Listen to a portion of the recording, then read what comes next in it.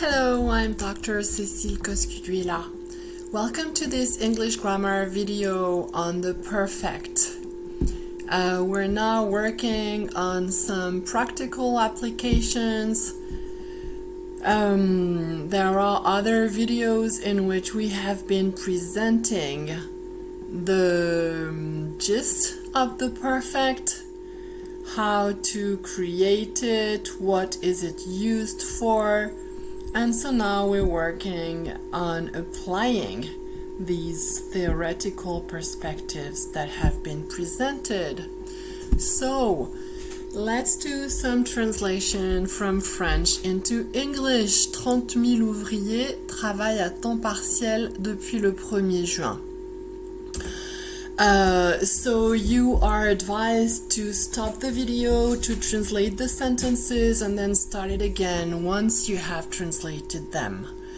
So here the point is to see that there is depuis, and if you manage to see that, then you do know that the present tense here that we have in French needs to be translated by the present perfect. And that's really the main difficulty here. So 30,000 workers have worked or have been working part-time since June the 1st. The main thing is to use the perfect, whether it is with the simple form or the be plus ing form. Both could be justified, but you could not justify not using the perfect, so make sure you do. Elle a 32 ans maintenant, il est temps qu'elle se marie. So, elle a 32 ans maintenant, it's just a fact that we're stating, and there's no connection to whatever. Il est temps qu'elle se marie. Well, the point here is to note that il est temps que is followed as always by the subjunctive present, and that tense in French is used to express something that is out of phase, and out of phase is the value that is associated with the past tense, which is therefore the tense that is required here. So the translation will be, she's 32 now. It's time she married, or it's time she got married, depending on the verb base that we choose. Ma mère a fait un gâteau et nous le mangerons au dessert. So what's the English for that? Ma mère a fait un gâteau. Am I talking about something that happened in the past and that I look at thinking it doesn't have any connection to what's happening now? No, I'm really focusing on the fact that we'll be able to eat it for dessert. So I'm making that connection. I'm making an interconnection, and therefore I'm going to translate the present tense here in French by the present perfect in English. Okay, and so the translation will be, my mother has made a cake and we'll eat it for dessert. So that's the second part of the sentence lets us know the way we look at the event mentioned in the first part. And then a very similar sentence, but it's not quite the same context. Ma mère a fait un gâteau, so the beginning is exactly the same phrasing in French.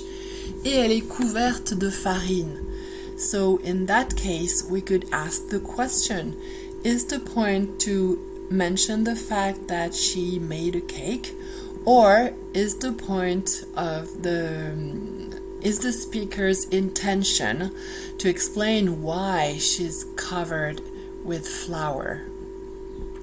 And obviously the second option is the right one. Therefore, since the point is to go beyond facts, we're using the operator that enables us to do that, the be plus ing operator. My mother has been making a cake and she's covered in flour. La politique énergétique de la France a été décidée dans les années 70 et elle n'a pas changé énormément depuis. So here there is a vocabulary problem maybe, and we need to remember that we never leave a blank in our translation. We're the person who's enabling two people who don't understand each other to actually understand each other, and if we leave a blank, then the meaning will not be transmitted. So we never ever do that. So I need to translate la politique énergétique. And the other thing is that I need to choose the right vocabulary, and I also need to not be distracted by that from the fact that the most important thing is to choose the right operators. Okay, so politique can be translated, this is basic vocabulary, so politique can be translated either by politics when it's a very general meaning, which is not the case here, or by policy when it is a more specific meaning, like it is here. So we'll choose the words energy policy to translate politique énergétique. And then a été décidé dans les années 70. Elle a été décidée. Is that a fact that's completely in the past and we're mentioning it without relating it to the present? Well, yes, it is. Et dans les années 70 is the marker that lets us know that.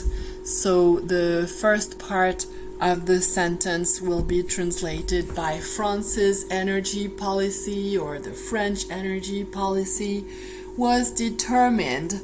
We know we need to use the past tense here because of the marker that follows in the 1970s, in the 70s.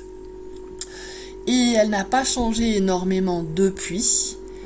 Then we need to make sure that we highlight, actually let's do it, let's highlight depuis here. And depuis tells us that it was the case before and it still is now, and so this action here, this event is seen as an interconnection between 2 points. Therefore, we need to use the marker, the operator rather, that expresses this idea of interconnection, and this is and that is the operator have plus VEN. Okay, so our next verb, change, will be integrated in the sentence with the present perfect, and it hasn't changed tremendously since then. Next sentence. And remember, you're translating them before listening to the translation that is offered in this presentation. C'est la première fois qu'il est arrivé au pouvoir. C'est la première fois depuis qu'il est arrivé au pouvoir qu'il est confronté à une crise aussi longue. Donc c'est la première fois. We've already worked on sentences that had the same kind of marker, and we know that whenever we say something happens for the first time or the last time or the second time, any of this kind of mention means that we're taking stock of the situation. We're focusing on what's happening now and looking at what happened before now. So in that case, we know we need to use the perfect. Okay? And then we have depuis qu'il est arrivé au pouvoir. So in this case, depuis is followed by an event here, depuis qu'il est arrivé au pouvoir, that we could represent with a diagram like this. So this is il est arrivé au pouvoir, and this is now, and this is the first time depuis qu'il est arrivé au pouvoir. Okay, so il est arrivé au pouvoir is this past event here that we're going to express with the operator that is used for events that are not connected to anything else. So the past tense. And on the other hand, il est confronté.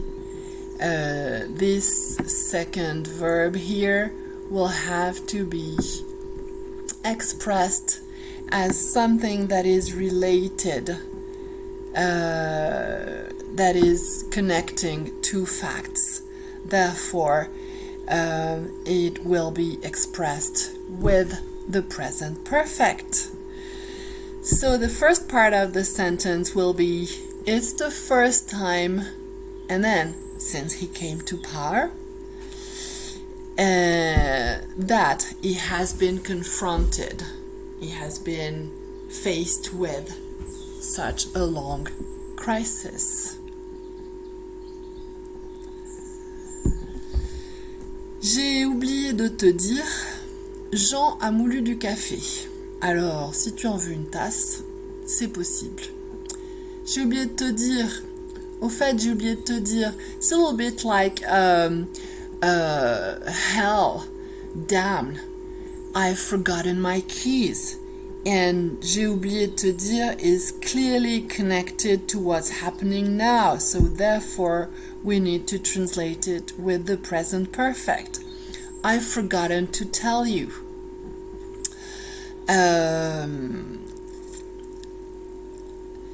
And yeah, okay.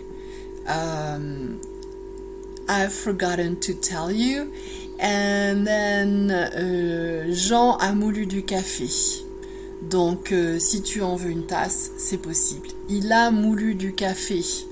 Again, the same question as the one we've been working on. This is an event in the past, obviously.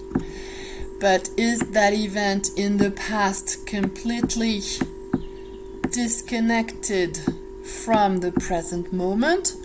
Or on the contrary, is that event in the past connected to the present moment? That's the question. And in this case, I'm mentioning this fact in relation to what's happening now. Therefore, it seems more logical to use the present perfect here as well. He has ground some coffee. Remember, that's an irregular verb. Grind, ground, ground. He has ground some coffee. So if you'd like a cup, you can have one. It's possible. Okay, so I guess I should point out that the present perfect here in both cases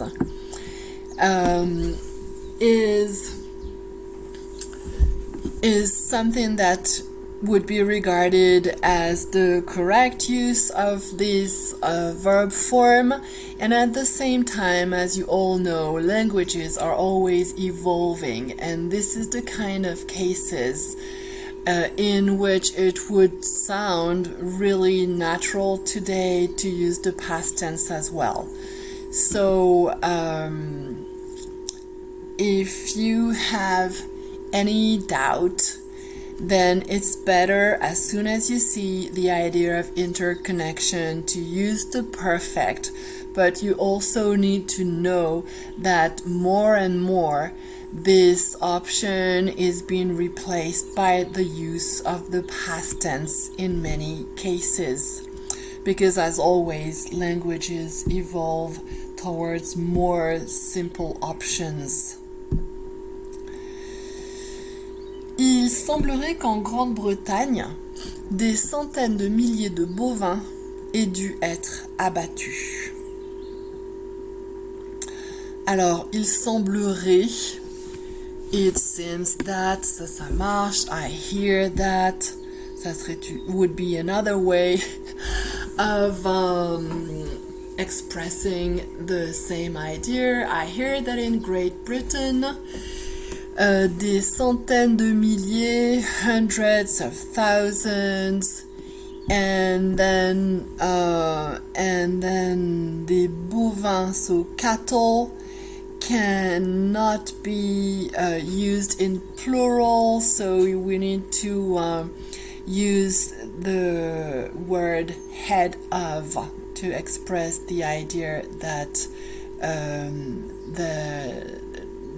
it is associated with an important number of that cattle which cannot be counted.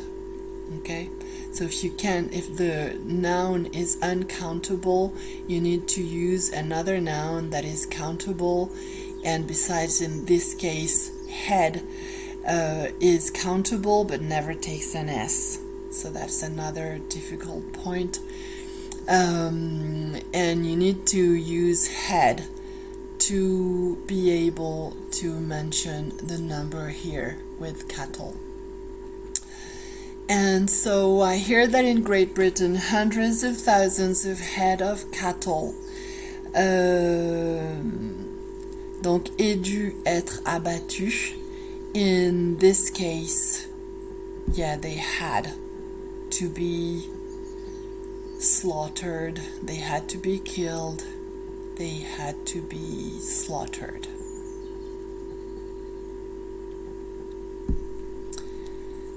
Let's go on to number 9. I hope you're still pausing the video to translate the sentences yourself. It's important. Remember, the more active you are, the more you're going to remember all these exercises we're doing together. So, depuis que George Bush a visité Euro Disney avec toute sa famille, les actions du parc d'attractions sont remontées à la Bourse de Paris.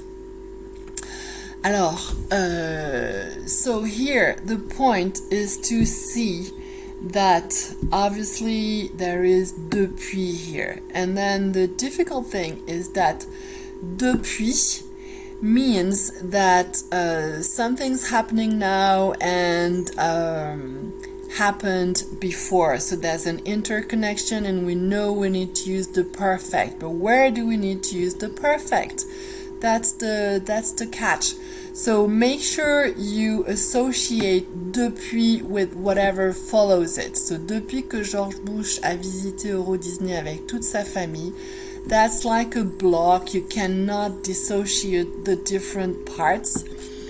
And it's just as if you were saying, you know, depuis hier. Okay? Depuis hier. Therefore, this verb here will be expressed with the tense that is associated to hier, that is to say, the past tense, and then the whole mention of depuis que George Bush a visité Euro Disney avec toute sa famille, this whole sentence here, this whole clause is what lets us know that les actions du parc d'attractions sont remontées à la Bourse de Paris. Therefore, let's switch to a different color so that it's really clear. Let's choose this one here. So, depuis and all the sentence that follows, all the clause that follows, depuis que George Bush a visité Euro Disney avec toute sa famille, all that tells us that les actions du parc d'attractions sont remontées à la Bourse de Paris, meaning it was the case before and it still is the case now. So this verb here is the one that we need to use with the perfect. Okay, the perfect, that is to say, whoops, have plus VEN. Okay. Right, so that's the analysis. Therefore, now that we see things clearly, we can translate them. Depuis que George Bush a visité Euro Disney avec toute sa famille, since George Bush visited Euro Disney with all his family, les actions du parc d'attractions sont remontées. So this is related to the first reference that's mentioned here, so we know we need to use the perfect there, and the translation is going to be the shares of the recreation park have picked up on the Paris Stock Exchange. Have been picking up would not be a problem. There's a slight nuance between the two options, but the main thing here is to make sure you do use the perfect. So have picked up or have been picking up. Okay, so let's go over one last example before we end this video. Cela fait des années que je ne les ai pas vus. So you remember, we've been working on that, so you need to make sure you see that this syntactic structure uses cela fait blah blah blah que.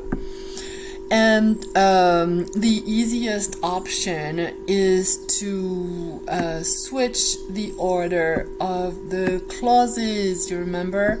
So therefore you would translate first of all into French, je ne les ai pas vus depuis des années. And as soon as you see depuis, you know that you need to use the perfect to translate this verb here. So that would be in English, I haven't seen them for years, des années being a length of time, and therefore you need to translate depuis by for. And the second option is using the same structure as in French, but this implies to make sure that you do not use the negative form in the second part of the sentence. Therefore, the translation would be, it is ages, or it has been ages since I saw them. So no negative form in the second part of the sentence here. Right, so we've been over quite a few examples together. I hope this is clear, or at least clearer and clearer, because it's always the same logical system that is at stake here. So I guess we'll go on with more examples in the next video. Make sure you stay really active in order for things to improve. I mean, for your English to get better and better. So I'll see you in the next video, and in the meantime, as usual, I wish you all the best.